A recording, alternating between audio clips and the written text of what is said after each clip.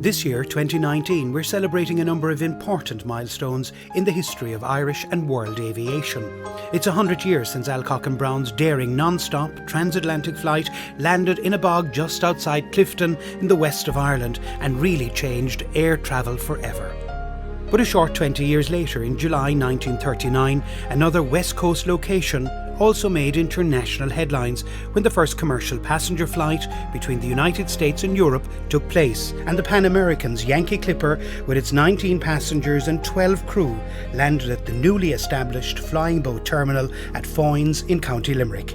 That commercial flight, 80 years ago almost to the day, ushered in an extraordinary period in the history of this Shannonside village. Foynes became the fulcrum point for traffic between the United States and Europe.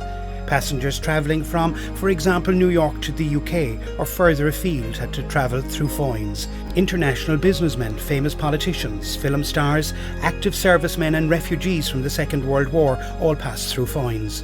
And among them were John F. Kennedy, Yehudi Menuhin, Eleanor Roosevelt, Ernest Hemingway, Humphrey Bogart and Bob Hope, to name but a few. Really, the glorious era of the flying boats had begun. Another Leviathan, this time of the air. The 42-ton Pan American flying boat Yankee Clipper makes aerial history. This mighty aircraft... Between 1941 and 1945, almost 50,000 passengers passed through Foynes and thousands of flights departed and landed, and in a 4-year period, up to 1943, almost 150,000 pounds of mail were loaded onto flying boats at Foynes and nearly 200,000 pounds were offloaded at the base. Foynes is also responsible for the invention of Ireland's most favourite beverage, Irish coffee. One cold, wet night, also in 1943, Chef Joe Sheridan, keen to soothe some passengers that turned back due to bad weather in the Atlantic, invented the first Irish coffee. For a few years indeed, Foynes was the centre of the aviation world. But aviation and time moved on, and Ryan took over from Foynes, and a golden period in Foynes history ended. Then in 1988, a small group of dedicated people came together, all with one aim: to preserve and record for posterity that golden era of the flying boat at Foynes. It was a daring project that caught the imagination of people like Brendan O'Regan, Dr. Tony Ryan and many others too. But crucially, it won support from GPA, from Shannon Development and the local authority at Limerick. And it had at its helm another aviation pioneer, local woman, Maureen O'Hara. Maureen O'Hara to this day remains responsible for preserving the memories and memorabilia of the flying boat era. From the beginning, Margaret was able to win the enthusiastic support of Hollywood star Maureen OHara, whose husband Captain Charlie Blair was a renowned and record-holding flying boat pilot. Together with their family, they'd come back to visit Foynes in their Antilles Air Sandringham flying boat in 1976. In 1989, Hollywood returned to Foynes, and Maureen OHara, now widowed, was back in the village to open the Foynes Flying Boat Museum. The museum on opening day was a very modest affair, housed in just 4 rooms leased from the Foynes Harbour trustees. But the story that it told was one that appealed to and linked many people right across the globe.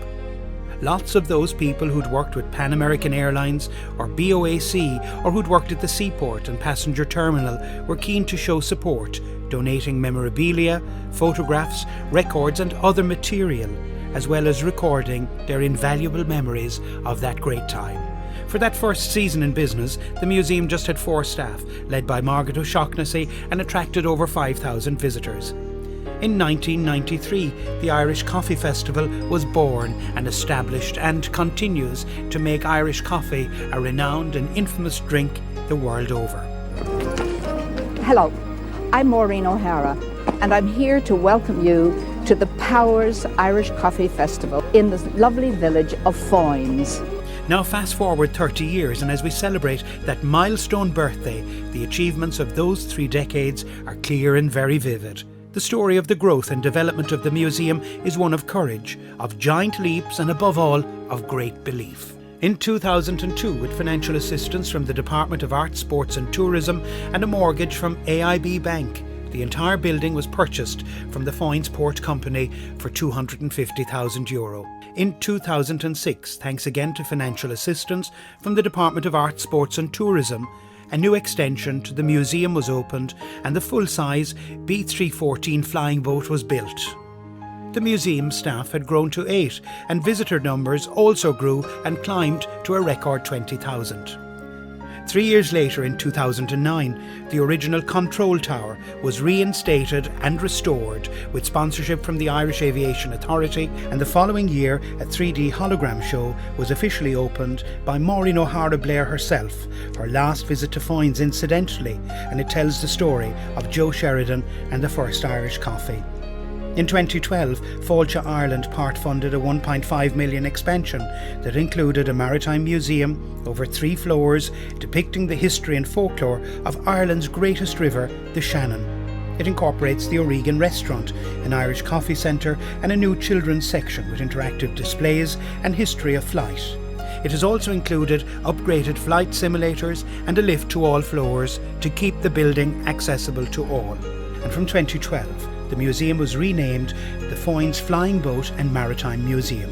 But the work of developing the museum hasn't stopped. In 2016, following the death of museum patron Maureen OHara Blair, her grandson Conor Beau Fitzsimons decided to donate her memorabilia to Foynes.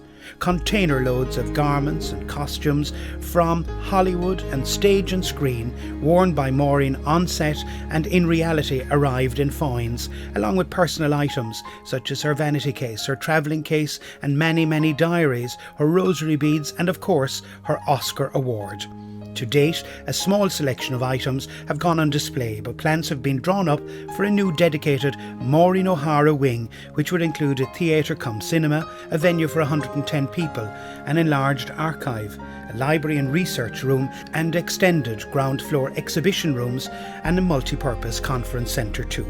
The museum has, over the past 30 years, been the main engine behind the Irish Coffee Festival and the Foynes Air Show, both of which have generated huge visitor numbers for the area and boosted the local economy.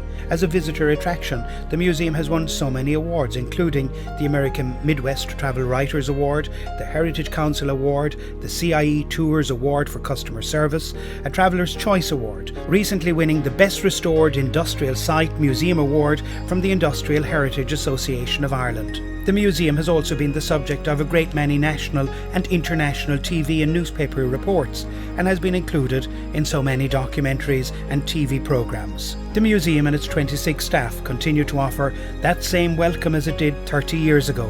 It continues to grow, but above all, it continues to hold fast to its vision, to preserve and record for posterity the story of the men and women and the glorious flying boats of Foynes. Today, 30 years after the museum opened, we salute those men and women of the past, and we salute and thank all those who've contributed and helped in any way to make the magnificent Foynes Flying Boat and Maritime Museum the shining beacon that it has become. May it continue to hold the memories, and long may it inspire new ones. What an extraordinary journey it's been, from flying boats to fashion, acrobats on the ground and in the air, magical music, stars of aviation. To think that this happened under the baton of one local aviation, movie and history enthusiast.